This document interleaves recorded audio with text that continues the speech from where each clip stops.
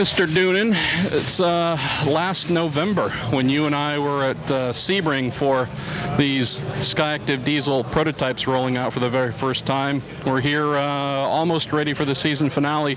Tell us a little bit about the development. Obviously, there's more speed to come in the car, but also a pretty big undertaking in just 1 year.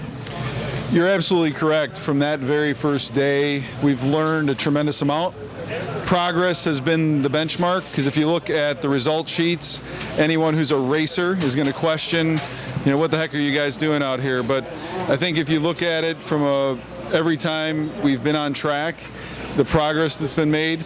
For instance, we're still using the stock production head. For those in racing, they know that the castings were not made to make 3 times the horsepower that it was designed to do in a road car. So that's been our biggest Achilles heel, without a doubt. Cooling and heat rejection. And the team has continued to fight that, continued to come up with solutions to solve that problem.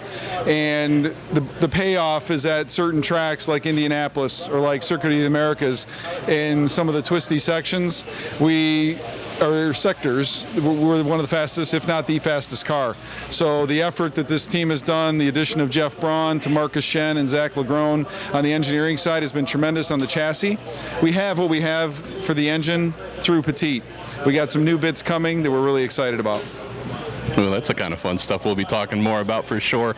So for those who've maybe been critical, again, the cars definitely to start the season were not particularly fast. They are at a place now where I would say there's a level of comfort, although there's obviously more to come. But what do you look at for gains from this year to next? Is it all engine? Are there other areas you're working on as well?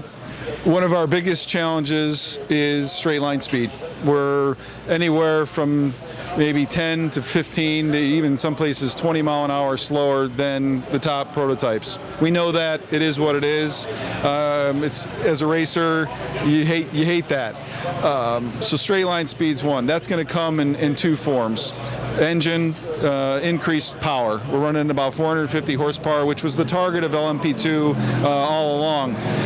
We know that we need to make more power, so we're gonna find ways to do that with some new bits. And along the way, as we've tried to solve the cooling issue, we've actually hurt ourselves on the aero side.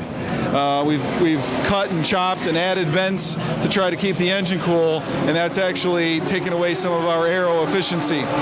As we go to testing, which will be 1 month from today, we'll be on track testing for 15 with some new bits. We're going to try to solve the power increase, which will allow us to gain back some aero. We're going to be able to close up some vents, hopefully, that we've had to create to gain back some aero. So in a couple of different ways, that straight line speed is going to come back, and that's the biggest thing we're going to try to address. Maybe the last question on this topic, and it's not intended to be a consolation prize, but while the cars aren't quite ready to win yet, one thing you guys have been really kicking butt on has been promoting and activating just the branding on the cars, your fan walk where you invite fans to come really close and look at the cars. Seems like while you're developing the chassis and engine, you're making sure that you're doing all you can on the promotion side. As we sat down for the 2014 season internally at Mazda with our executives in California and Japan, and then with this race team at Speed Source, we had one word, and that was messaging.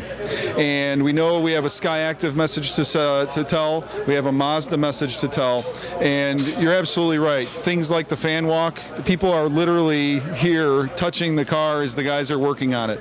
Our STEM program, we visited 11 schools, and over 12,000 students heard the science of endurance racing and solved story problems about fuel economy and mileage and the particular circuits we visited. We've helped promote and bring those high school kids to the racetrack, sometimes with their teachers and their parents, to see what we do here in the Tudor United Sports Car Championship.